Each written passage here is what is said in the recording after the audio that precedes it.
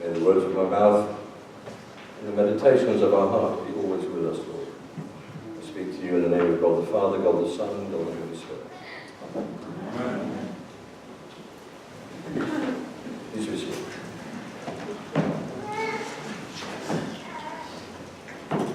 Look out for standard walk. Some time ago I was very embarrassed.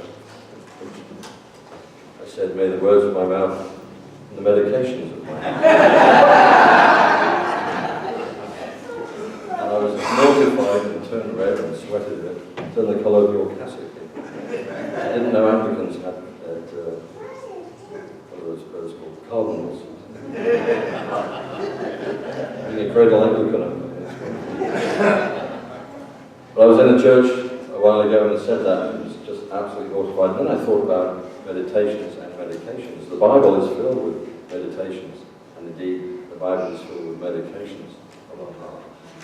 Jesus is either going to a healing or coming from a healing throughout his entire call upon this earth, and how beautiful that is.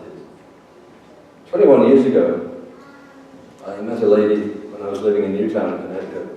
Came to my house. I never prayed for people in my house. It was the only one occasion I did. I remember it vividly. She came, she had a brain tumour, a friend had brought her. She was having surgery the next day. The surgery was supposed to last 12 hours. We prayed. I prayed that the tumour would be liquefied and then dry up. Never heard again. Never heard of peace. Didn't follow up. Never knew what happened. 10 years after that, I was in a place called Wisdom House in Connecticut, Litchfield. We were about to start the service, and somebody put up their hand in the back row. They said, "Do you remember me?" I said, "No." I said, "I can't remember what I had for breakfast." She said, "Well, I was in your house 10 years ago, 11 years ago. I brought my friend. I need to tell you that the next day, Monday morning, I took my friend for surgery. We were expecting 12 hours of surgery. The surgeon came in 2.5 hours later, and we were terrified because they thought she was dead."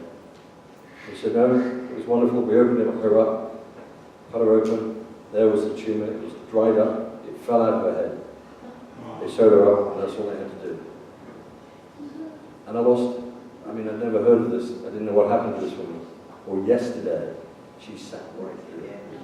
I hadn't seen her in 21 years. And what a moment that was to reconnect with somebody who is functional, is fine, is working properly, everything's fine in her brain. And she's alive! Because God is what? Brilliant! Well, that was a test, because I just wanted to see who was here yesterday. And I see some faces who weren't here yesterday. So British people say, we don't say, God's brilliant. We say he's brilliant like this. Put up your hands, everybody. Put up your hands. God is brilliant! That even confirmed those people here. So let's do it one more time with feeling, all right? God is brilliant! There we go. Well done, well done. What a lovely church. It really is. I've seen hot people pop up, it's kind of like whack-a-mole. Yes, I always, when I came to this country, I thought guacamole was something you ate. Communication is quite wonderful. Well, I have to say, Father Jim, it's been wonderful to see you and Ginny again. And it's been lovely to catch up. And what a beautiful church, what lovely people you are. You need to know that. I travel all over this country. I do. And this has been a place which is filled with love, filled with compassion, filled with peace. You're in a good place. Enjoy this church. And listen, be very kind to your clergy. I need to remind you that we weep for you. Jesus said, "Feed my sheep." Yesterday on my knees I was praying for you, and the Lord reminded me, "Feed my sheep." And then he said, "Love my sheep." So it's our job to love you, but you must love your clergy back. This guy's a good friend of mine. If you do anything to him. I'm a former Royal Marine Commander. Give me the $20 later. Well, it was 25, but I'll discount it. So listen, this story really fires me up. Why? Because it's about the Marines. They weren't invented yet, but my gosh, these guys, brilliant, they really were. Being a former Marine, being a former drill instructor, Commando, Green Beret, Special Forces, this is what this gospel is about. It's brilliant, thinking outside of the box. Yeah? In my mind, I see this action as a commando raid. I see these lads sitting around a campfire, perhaps drinking warm goat's milk, or even something fermented. I don't know. Can you ferment goat's milk? I'm not sure. I think it'd be very nice. I don't drink anymore. But I don't drink any less either. But perhaps these chaps have been in trouble before. Perhaps they were naughty boys in Capernaum. The hierarchy of Capernaum certainly knew these chaps. They really did.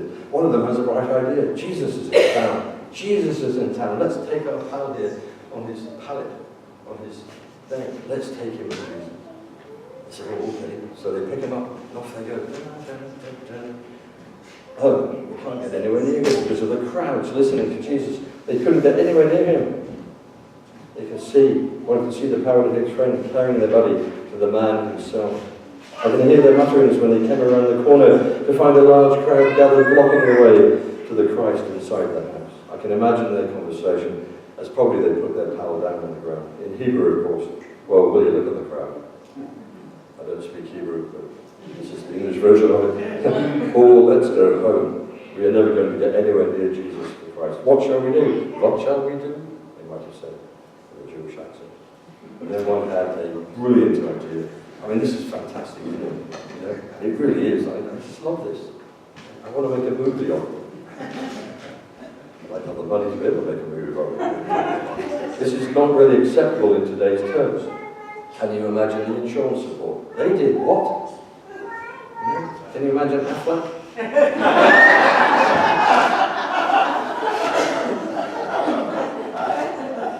haven't said that before. Has anybody got a pen? A group of men ripped off your roofing tiles, pushed aside the insulation, cut the 2x6 roof timbers, and lowered a man through the roof. Why didn't they use the door? I have a friend, a very close friend of mine, who's in the carpentry business, and he was told to go and rip out a wall between the kitchen and the garage for an extension of his house. So dutifully, he went to the house and started working. He'd been working for about an hour. And suddenly there was a noise from outside. Come over here, hard job. So he came out, and as he came out, there were 3 police cars, and immediately he came out, he was tackled to the ground. He was in the wrong house. The owner of the house was having a shower and heard this noise, and then called the cops, and he'd destroyed half the wall. He spent the next month putting it all back together again, and going to the next house, he got the numbers transferred. One of those fascinating stories, like, whoops, you know, the gospel almost came to life. But what excites me about this gospel story is the sheer determination. Listen, the sheer determination. Nothing was going to get in the way. There was a crowd, so what? We're going to keep going, we're going to press in, we're going to do something different. The absolute conviction that all they had to do was to let Jesus touch their friend. That was it. Just touch him. Okay, the crowd was in the way. So what? Jesus talked about moving mountains, didn't he? So what did they do? They went up the mountain. Up the outside of the stairs, because the stairs in those days were outside. Wouldn't that be a pain today? Funny enough, I'm looking at the apartment complex next door. The stairs are outside. Perhaps you just like to look at that before you even think about that. Put it in today's concept. So up the stairs, they went up to the roof. They started to blow away the grass, the earth, and the tree limbs that would have been the roofs in those days, and the mud. And now Jesus knew in his heart what was going on, as at first a few particles of earth must have fallen on the people in front of you. And then more and more earth broke loose. Can you imagine? Here we are on a Sunday best, with dirt falling on us. We're going to be a bit upset, aren't we? You know, we've washed these and we've ironed these, and wait a minute, it's dirt on them. I'm absolutely convinced that Jesus must have had the biggest smile on his face. I'm sure he was cracking up. He doesn't say that in the gospel. I'm sure he was having a great hee-hee. I really believe that. Sorry, that sounded like Santa. I didn't mean it to. He might have even laughed at the situation. I'm quite sure that the people with the best seats in the house were not amused. We have nothing to use in this West End. And then as they prepped the stretcher, there may have been some discourteous words. Again in Hebrew, what the heck are you doing? Hey, you've covered my tunic with dirt. You're misbehaving here in front of Jesus. What about the homeowner? How would you react if your roof was being ripped open? What are you doing to my home? I can't imagine if they'd had cell phones in those days. They would have dialed 911, you know. And then the Capernaum police would come and little blue candles up here. You've got to hit it. You know, I just love it. I mean, you could make a great movie of this, couldn't you? I just want to bring the gospel alive for you to see it today. It's brilliant, isn't it? God, it fires me up.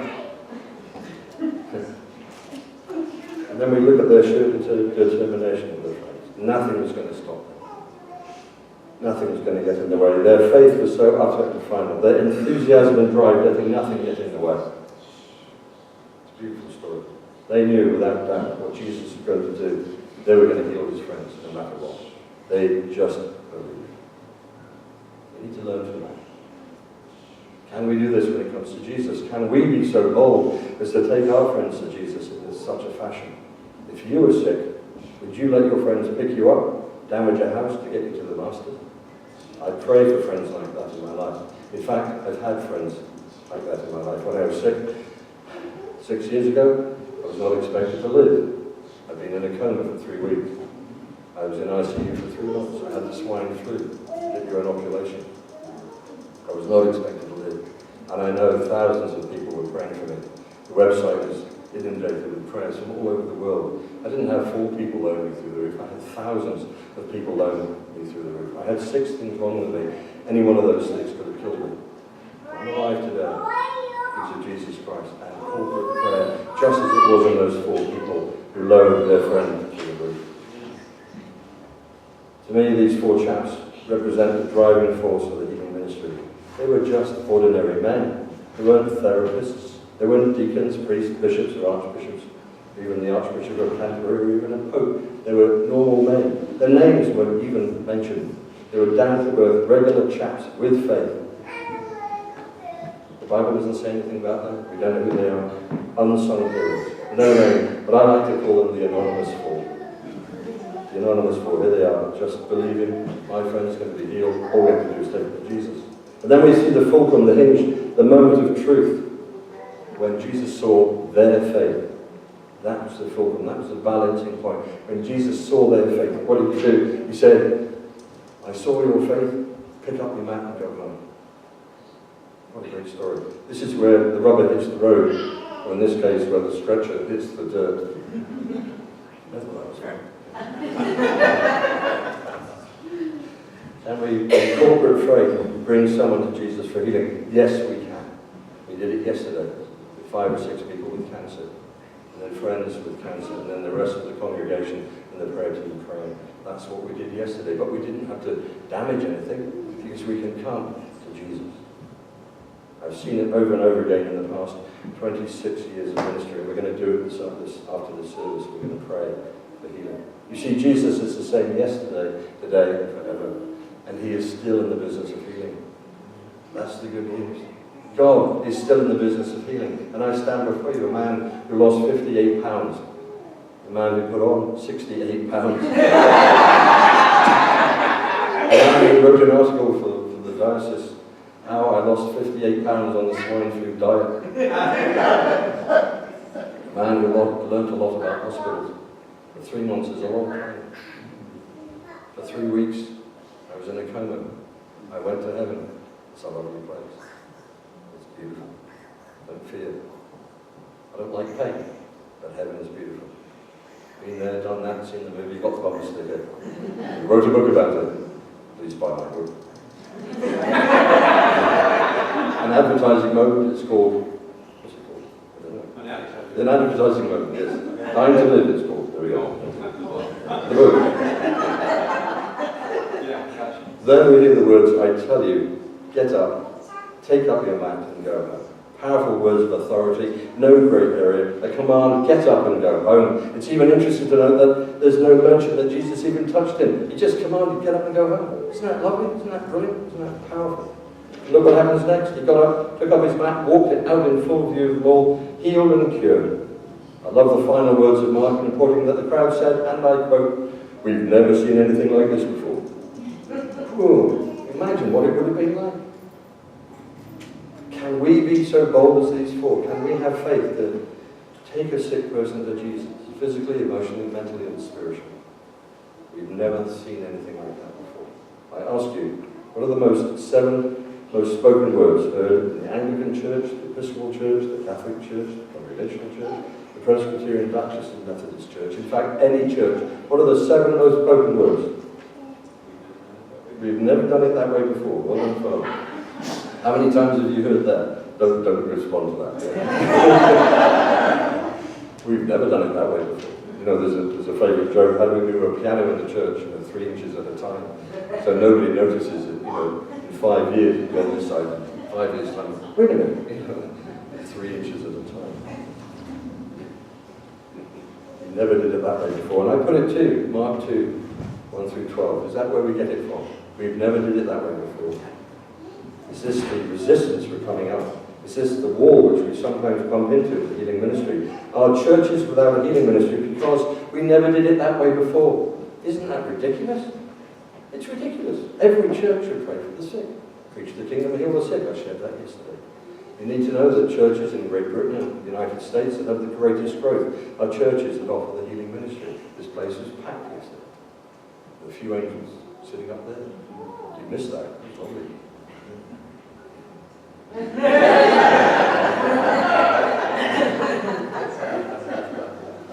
We look how Alpha is sweeping this country. We look how God is here. We need to pray more, obviously, for this country. So many things I've seen. We even had a unsolicited, unrestricted gift from an HMO. Can you believe that? For praying for the sick. I had an employee once show up during working hours at a healing service on a Tuesday morning. As part of a protocol to get better, the company paid for her to go to a healing service. That was MTV. Can you believe it? Amazing. We never did it that way before. There's a lovely story about a priest in England, a vicar in England, gone to a new church, and after the gospel, during the service, everybody sat on one side of the church, and nobody sat on this side of the church. And after he proclaimed the gospel, after he finished his sermon, everybody stood up and he thought, no, everybody's leaving. So they all stood up and went across and sat on the other side of the church. And he was like, what the heck happened? Why are they doing this? And the warden, he asked the warden, he said, I've no idea, we've always done it that way.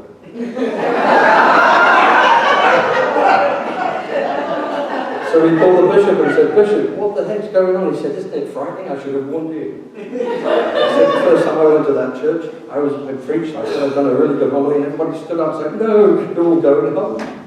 And they all moved to the other side. And this vicar couldn't believe why this church for years had done this. He just couldn't comprehend why everybody did this. And nobody knew. He actually, in the next homily, said, why do you do that? I said, we don't know. You've always done it that way. Yeah. So for weeks this man studied the annals of the church, he looked into the history, he asked everybody, the pub, everybody, just the policeman, nobody knew why. And he sat down about here in the church. And he was just praying and thinking, I give up, uncle, I give up, uncle, I give up. And he looked up and there's a mark in the ceiling. And he thought, well, that looks like a chimney vent. And he looked at it and he pulled the carpet back, and sure enough, there was evidence of a stove.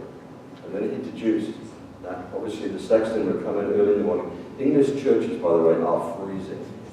They have silly little heaters on the top of your head burns and your feet are freezing. And when you preach, the smoke comes out of your mouth. It's like, anyway, it was amazing. Freezing places. But anyway, he pulled back the carpet and realized there was a stove here. So he deduced that as the stove got hotter and hotter, by the time he finished the sermon, everybody was warm. So they stood up and went across to the other side. Isn't that amazing? We always did that way before. Fascinating, it really is. It's just extraordinary. There was another church where a new rector came to a church, and they all got upset with him. He couldn't understand. And they said, well, you didn't touch the radiator. He said, what? He said, when you gave the Eucharist, you always go and touch the radiator. He cracked up laughing. He said, I did that to discharge the static electricity in me. Because every time I gave it, I get a shock from the carpet. I said, and everybody's like, well, you've always done it that way. Why didn't you touch the radiator? Isn't it funny how we think? We get in our habits. So the nuns.